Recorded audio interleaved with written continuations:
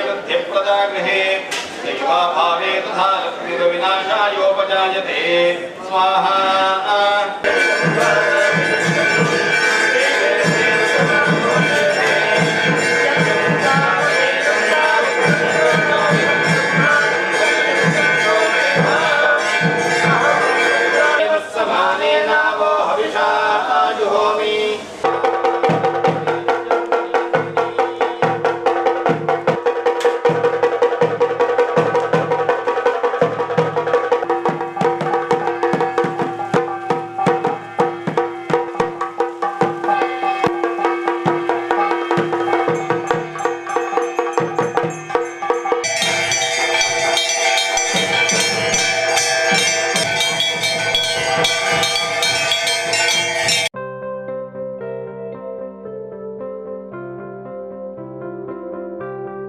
ಚಂಡಿಕಾ ಯಾಗ ಹೇಳಿದರೆ ಮಾರ್ಕಂಡೇಯ ಪುರಾಣದಲ್ಲಿ ಬರುವಂತಹ ದೇವಿ ಮಹಾತ್ಮೆ ಅಂತ ಏನುಂಟು ಅದರಲ್ಲಿರುವಂತಹ 700 ಮಂತ್ರಗಳು, ಆ 700 ಮಂತ್ರಗಳಿಂದ ಆಹುತಿ ಕೊಡುವಂಥದ್ದು.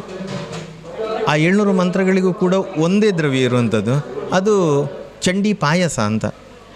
ಅದಕ್ಕೆ 9 ದ್ರವ್ಯಗಳು, 16 ದ್ರವ್ಯಗಳು, 24 ದ್ರವ್ಯಗಳು, ಈ ರೀತಿಯಾಗಿ ಬೇರೆ ಬೇರೆ ಅನ್ನ ಪಾಯಸ ಮಾಡ್ತೇವಲ್ಲ, ಆ ಪಾಯಸಕ್ಕೆ ಬೇರೆ ಬೇರೆ ಪರಿಮಳ ದ್ರವ್ಯಗಳನ್ನೆಲ್ಲ ಹಾಕಿ ಆಹುತಿ ಕೊಡುವಂಥದ್ದು ಸಂಪ್ರದಾಯ ಇರುವಂಥದ್ದು. ಅದು ಕುಡವ ಪ್ರಮಾಣ ಅಂತ. ಕುಡವ ಅಂದರೆ ನಮ್ಮ ಕೈಯನ್ನು ಹಿಡಿದಾಗ ಕೈಯಲ್ಲಿ ಎಷ್ಟು ನಿಲ್ತದೆ ಅಷ್ಟು ಪ್ರಮಾಣದಲ್ಲಿ ಆಹುತಿ ಕೊಡುವಂಥದ್ದು, ಒಂದು ಮುಷ್ಟಿಯಿಂದ ಹೆಚ್ಚು ಬರುವಷ್ಟು ಅಷ್ಟು ಆಹುತಿಯನ್ನು 700 ಮಂತ್ರಗಳಿಂದ ಕೊಡುವಂಥದ್ದು. ಅದು ಚಂಡಿಕಾ ಹೋಮ ಇರುವಂಥದ್ದು. ಅದಕ್ಕೆ ಪ್ರಧಾನ ಆಹುತಿ ಇದೆ. ಉಳಿದ ಯಾಗಗಳಲ್ಲೆಲ್ಲಾದರೆ ಸಮಿದೆ, ಚರು, ಈ ರೀತಿಯಾಗಿ ಬೇರೆ ಬೇರೆ ದ್ರವ್ಯಗಳಿರ್ತದೆ, ತಿಲ, ವ್ರೀಹಿ ಅಂತೆಲ್ಲ. ಇದಕ್ಕೆ ಚಂಡಿಕಾ ಹೋಮಕ್ಕೆ ಹಾಗಿಲ್ಲ, ಚಂಡಿ ಪಾಯಸವೇ ವಿಶೇಷ.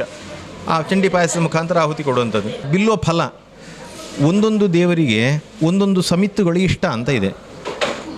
ಈಗ ಆದಿತ್ಯನಿಗೆ ಎಕ್ಕೆ ಇಷ್ಟ, ಚಂದ್ರನಿಗೆ ಪಾಲಾಶ ಇಷ್ಟ. ಈ ರೀತಿಯಾಗಿ ಒಂದೊಂದು ದೇವತೆಗಳಿಗೆ ಒಂದೊಂದು ಸಮಿದೆಯನ್ನು ಹೇಳಿದ್ದಾರೆ. ಅದರಲ್ಲಿ ದೇವಿಗೆ ಪ್ರೀತಿಯಾಗಿರುವಂತಹ ಸಮಿದೆ ಅಂತ ಹೇಳಿದರೆ ಅದು ಬಿಲ್ಲೋಪತ್ರೆಯ ಸಮಿದೆ.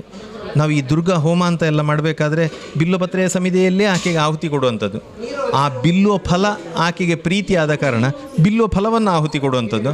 ಆನಂತರ ಮಹಾಫಲ ಅಂತ ಆಹುತಿ ಕೊಡುವಂಥದ್ದು. ಉಳಿದ ಎಲ್ಲ ಫಲಗಳನ್ನು ಕೂಡ ಪೂರ್ಣಾಹುತಿಗೆ ಉಪಯೋಗ ಮಾಡುವಂಥದ್ದಿದೆ. ಬಾಳೆಹಣ್ಣು, ತೆಂಗಿನಕಾಯಿ ಎಲ್ಲವನ್ನು ಕೊಡುವಂಥ ಪದ್ಧತಿ ಇದೆ.